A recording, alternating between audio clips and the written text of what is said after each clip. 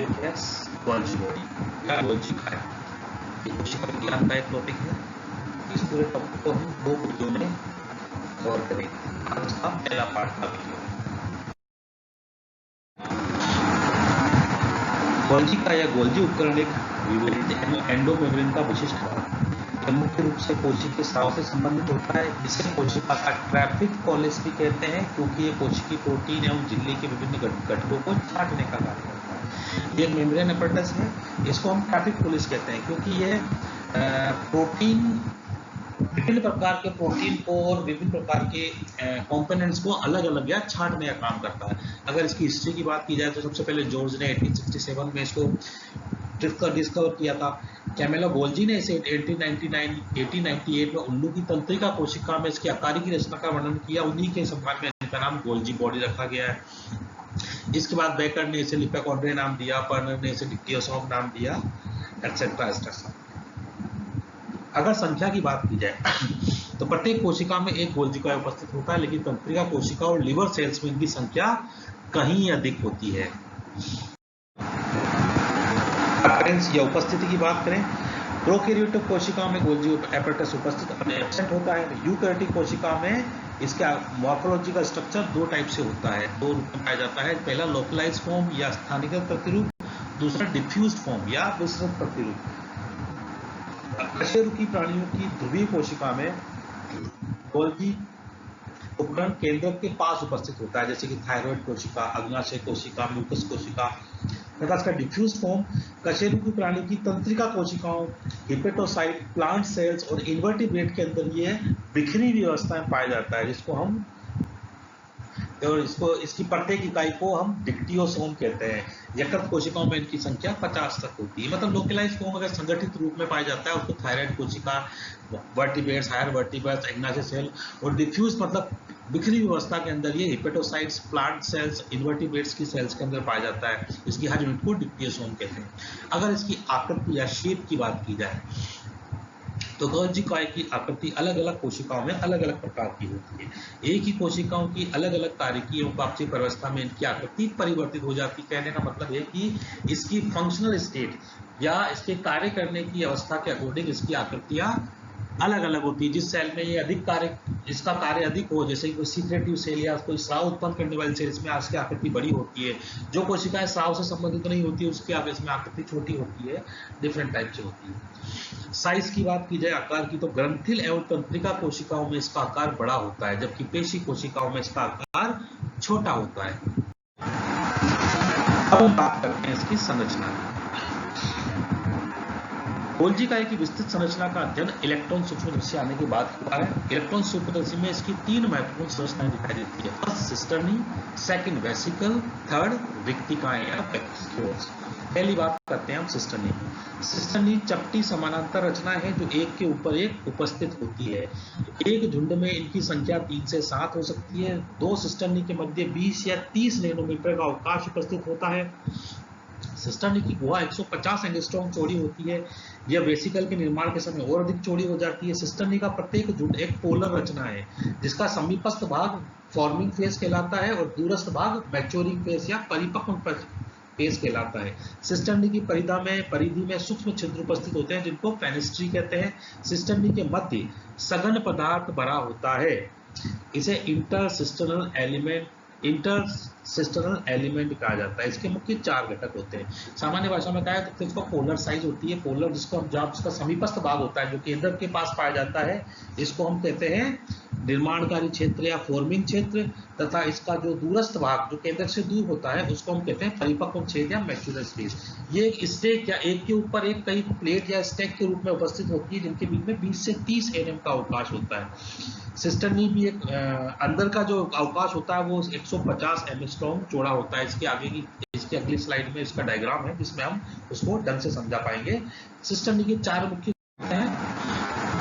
पहला निर्माणकारी क्षेत्र, यह उत्तल प्रकार का होता है, केंद्रक झिल्ली अथवा अंतःप्रदेश जालिका के पास उपस्थित होता है। मतलब आप देख सकते हैं डायग्राम में जो उत्तल क्षेत्र है वह निर्माणकारी क्षेत्र कहलाता है, जो या तो एंडोप्लाज्मिक रेटिकुलम के पास होगा वह या न्यूक्लियस मेम्ब्रेन के पास होगा। दूसरा कहलाता है परिपक्व क्षेत्र या मैच्योरिंग फेज, जो अवतल प्रकार का होता है, जैसे हम डायग्राम में देख रहे हैं जो कॉन्केव फेज है वह मैच्योरिंग फेज कहलाता है। यह एंडोप्लाज्मिक मेम्ब्रेन या एंडोप्लाज्मिक रेटिकुलम से दूर की तरफ होता है।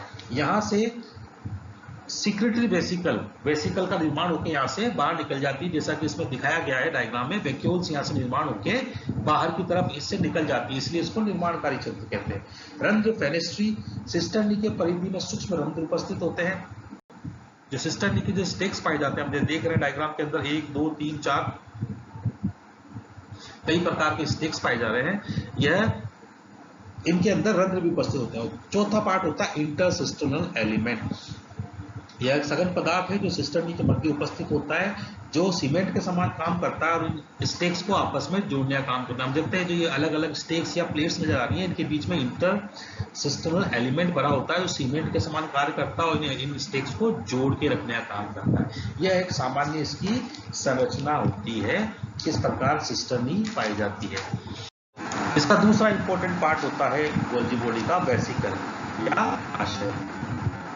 ये 40 से 80 mm व्यास वाली संरचना होता है जो सिस्टर्न से मुकुलन द्वारा निर्माण होती है। दो प्रकार की होती है, हमने देखा पिछले डायग्राम के अंदर कि मैच्योरिंग फेज या परिपक्व फेज से गोले जैसी संरचनाएं बन के बाहर निकलती है, इसी को हम वेसिकल कहते हैं। ये भी दो प्रकार की होती है, smooth vesicle and coated vesicle. Smooth vesicle, इसका व्यास 20 से 80 mm तक होता है। इसे गोल्जी एवं अंतःप्रदेश जालिका के स्रावी उत्पाद उपस्थित होते हैं। इसे सीक्रेटरी वेसिकल भी कहते हैं। स्रावी उत्पादों का संग्रहण होने के कारण ये जाइमोजन ग्रेन्यूल्स में रूपांतरित हो जाती है। मतलब ये मैच्योरिंग फेज से बन के निकलती है तो इसके अंदर डिफरेंट टाइप के एंजाइम्स वगैरह पाए जाते हैं और इसके अंदर, इसलिए इसको सीक्रेटरी वेसिकल्स भी कहते हैं। ये एंजाइम्स क्या सघन रूप में पाए जाते हैं, इसलिए इनको, क्योंकि डाइजेशन से रिलेटेड होते हैं, इसलिए इनको जाइमोजन ग्रेन्यूल्स भी कहते हैं। दूसरी टाइप की वेसिकल्स होती है कोटेड वेसिकल्स। इसमें गोलाकार उबार उपस्थित होते हैं। इनका व्यास 50 mm तक होता है। ये गोल्जी व्यास की परिधि पर उपस्थित होते हैं। इनका कार्य अज्ञात है, इनका क्या काम होता है इसकी जानकारी नहीं है, पर इनके ऊपर उबार पाए जाते हैं। इनके परिधि की संरचना के आधार पर इनको डिफरेंशिएट किया गया है। तीसरा इसका मुख्य पार्ट होता है गोल्जी बॉडी का, वह होता है रिक्तिकाएं, वैक्यूल्स। स्वच्छ पारदर्शी एवं गोलाकार रचनाएं होती है। सिस्टर्नी का प्रसरित एवं रूपांतरित रूप है। इसमें कणिकीय पदार्थ भरा होता है, धात्विक लवणों का अपचय होता है। नॉर्मल से ये भी स्वच्छ और गोलाकार रचनाएं होती है। जनरली इसके अंदर भी ग्रेनुलर पदार्थ भरा हुआ रहता है। ये भी नॉर्मल वेसिकल जैसी संरचनाएं होती है, परंतु ये ज्यादा क्लियर और बड़ी होती है तथा इसमें एंजाइम के अलावा कुछ अदर मटेरियल देते हैं। ये अगर हम बात की जाए, डायग्राम दिखाया गया है किस प्रकार से गोल्जी बॉडी के अंदर सिस्टर्नी वेसिकल्स वैक्यूल का निर्माण होता है। फॉर्मिंग फेज से निर्माण चालू होता है। प्रोटीन्स का डिस्ट्रीब्यूशन होता है, अलग अलग प्रकार के प्रोटीन निर्माण अलग अलग प्रकार में डिस्ट्रीब्यूट या वितरित कर दिया जाता है। उनका डिफरेंशिएशन या विभेदन होता है। फिर फॉर्म में मैच्योरिंग फेज से उस वेसिकल का निर्माण होकर बाहर निकल जाता है बडिंग या मुकुलन के द्वारा, जिसके अंदर डिफरेंट टाइप के प्रोटीन्स एंजाइम्स के रूप में या अदर फॉर्म के अंदर पाए जाते हैं और यह कोशिका के विभिन्न भागों में भेज दिए जाते हैं विभिन्न काम करने के लिए। इसलिए इसे ट्रैफिक पुलिस भी कहा जाता है। क्यों? क्योंकि डिफरेंट टाइप के एंजाइम प्रोटीन्स को डिफरेंशिएट करके उनको अलग अलग वेसिकल में भर के उनको अपने गंतव्य स्थान तक भेज देती है। गोल्जी का निर्माणकारी क्षेत्र सिस एवं परिपक्व क्षेत्र ट्रांस कहलाता है। जिस बताया जो निर्माणकारी फॉर्मिंग क्षेत्र है वो सिस कहलाएगा, मैच्योरिंग फेज ट्रांस कहलाता है। विभिन्न पदार्थों के संश्लेषण निर्माणकारी क्षेत्र में होता है एवं इसका श्रावण परिपक्व क्षेत्र से जाता है। जो उसका फॉर्मिंग फेज है वहाँ पे विभिन्न पदार्थ के जो प्रोटीन्स है वो एंजाइम्स वगैरह में कन्वर्ट हो जाते हैं और उनसे डिफरेंट टाइप के एंजाइम्स बनते हैं, ठीक है। और उन एंजाइम्स की फिर पैकेजिंग कहाँ होती है? मैच्योरिंग फेज में। फिर वो वेसिकल्स में पैकेज करके उनको विभिन्न स्थानों पर भेज दिया जाता है। गोल्जी काय के परिपक्व क्षेत्र में ट्रांस गोल्जी नेटवर्क उपस्थित होता है। गोल्जी काय के चारों ओर विभेदित कोशिका का क्षेत्र उपस्थित होता है। इस क्षेत्र में ribosome, mitochondria, chloroplast, glycogen absent होते हैं। इसे जोन ऑफ एक्सक्लूजन कहते हैं।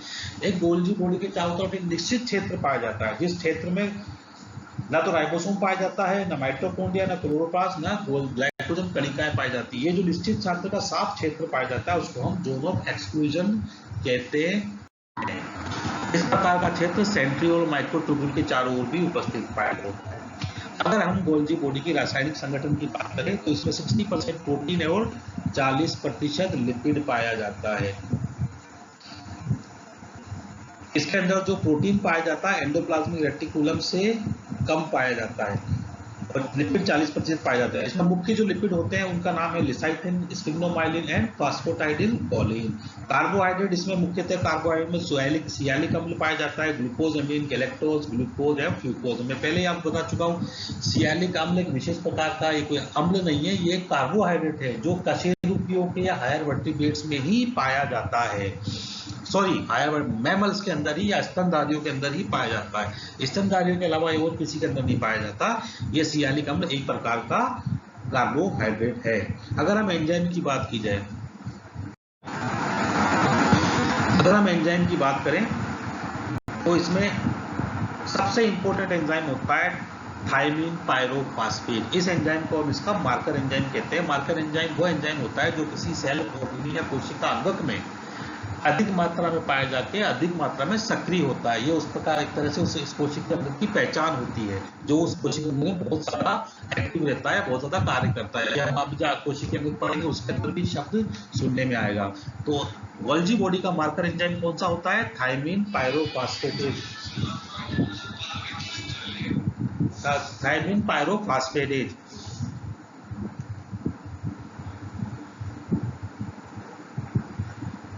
अगर इसके ग्लाइकोसिल ट्रांसफरेज इसमें दूसरा एंजाइम पाया जाता है।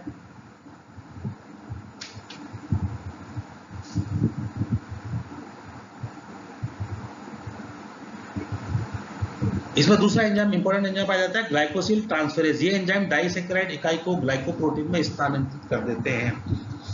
तीसरा एंजाइम पाया जाता है इसमें एसिड फास्फेटेज। चौथा एंजाइम पाया जाता है इसके अंदर ग्लूकोज 6 फॉस्फेटेज की सांद्रता बहुत कम होती है। एक एंजाइम पाया जाता है 5 न्यूक्लियोटाइडेज या NADH साइटोक्रोम बी रिडक्टेज, इस पे एक एंजाइम पाया जाता है। तो ये सारे एंजाइम इसके अंदर पाए जाते हैं। इसके आगे के जो टॉपिक आता है उसमें गोल्जी के फंक्शन होंगे जो इसमें हम नेक्स्ट वीडियो में पढ़ेंगे। धन्यवाद।